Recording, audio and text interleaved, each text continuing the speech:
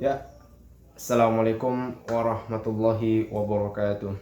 Jadi, nama saya Muhammad Sabri Sofyan, kelas 12 IPA 3. Jadi, pada kesempatan kali ini, saya akan membuat sebuah video sehubungan dengan diadakannya ujian akhir madrasah praktik mata pelajaran biologi. Nah, jadi pada video kali ini, saya dan rekan-rekan saya, teman-teman saya, membuat sebuah praktikum, yakni membuat sebuah roti. Jadi nanti kita itu menganalisis pada proses pembuatan roti ini, yakni pada proses pengembangan roti itu, mengapa hal itu bisa terjadi.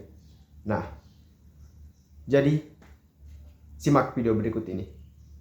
Ya, jadi pertama-tama itu kita harus menyiapkan alat dan bahan. Tentu saja itu adalah hal yang paling penting.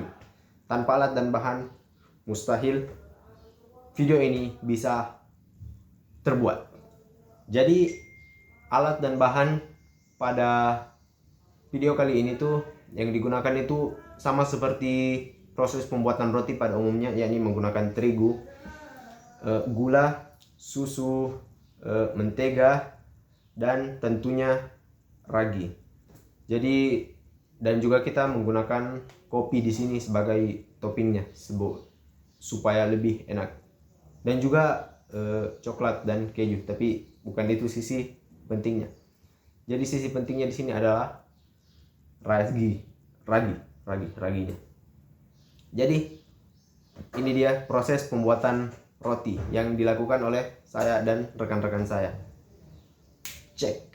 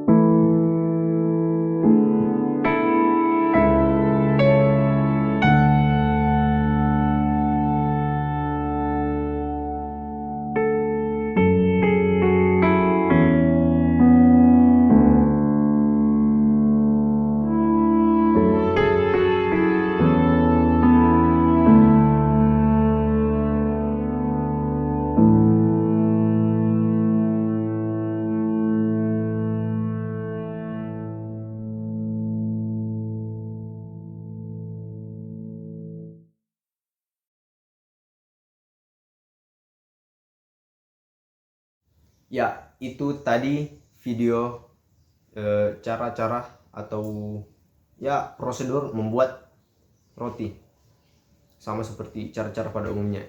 Jadi yang akan menjadi fokus saya di video itu adalah pada saat adonan sudah kita campur semua, tepung, campur gula, susu, dan juga ragi, mentega, diaduk hingga merata. Nah, setelah tercampur secara merata, adonan itu kita tutup rapat sehingga tidak berhubungan langsung dengan oksigen. Nah, disitulah inti dari video ini. Jadi proses yang terjadi di situ adalah proses di mana ragi ini kan makhluk hidup ya.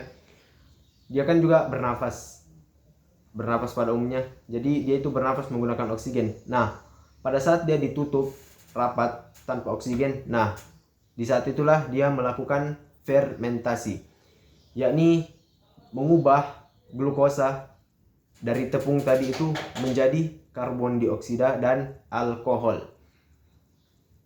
Makanya adonan itu agak sedikit mengembang setelah dibiarkan beberapa saat lalu dibuka lagi. Jadi di video itu kira-kira saya 2 jaman lah meninggalkan adonan itu tertutup dengan kondisi terisolasi dari oksigen. Nah, poin kedua itu pada saat roti dimasukkan ke dalam oven. Nah, kan itu dibakar dengan suhu 180 derajat, api bolak-balik dan diletakkan di bagian tengah. Nah, proses yang terjadi di dalam oven itu yakni menguapnya alkohol, akan tetapi karbon dioksida tetap berada pada adonan tersebut. Nah, maka dari itu adonan yang tadinya mengembang masih mengembang kembali di dalam oven. Nah, itulah proses fermentasi dari ragi tadi yang masuk ke dalam bioteknologi konvensional. Jadi mungkin cukup sekian ya. Jadi kesimpulannya dan pada intinya yang membuat roti mengembang itu adalah ragi. Ragi yang tidak mendapatkan oksigen itu akan melakukan fermentasi. Nah, fermentasi ini adalah proses di mana ragi mengubah amilum menjadi karbon dioksida dan alkohol. Nah, alkohol ini menguap pada saat proses pemanggangan di oven. Jadi tersisa karbon dioksida, dan karbon dioksida ini tidak menguap, jadi tetap ada di dalam adonan roti. Hal inilah yang menyebabkan roti bisa mengembang. Nah, ya mungkin itulah sedikit banyak dari video ini. Wabillahi taufik wal hidayah. Wassalamualaikum warahmatullahi wabarakatuh.